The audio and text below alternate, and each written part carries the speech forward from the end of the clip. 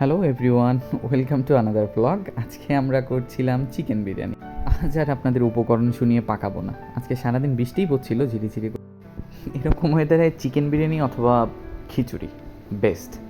তো সেই অনুযায়ী আপনাদের ভাবিকে বলা যে আজকে একটু চিকেন দিয়ে বিরিয়ানি রান্না করলে কীরকম হয়।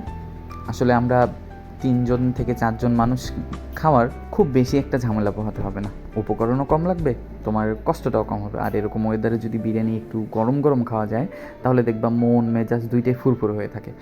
আর বন্ধুরা, আপনাদের কিন্তু মন মেজাজ ফুরফুরে করে রাখতে এই ওয়েদারে চিকেন বিরিয়ানি মাস্ট।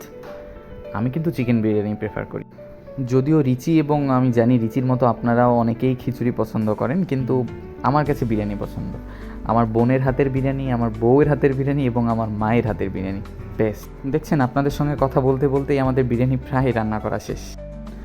এবার খাওয়ার পালা, এবং খেতে কিন্তু মাশাল্লাহ অনেক সুস্বাদু হয়েছিল। এবং সবথেকে বড় বিষয় হচ্ছে আপনারা ভিডিওটা শেয়ার করবেন, লাইক করবেন, কমেন্ট করবেন, এইটুকুই। ধন্যবাদ।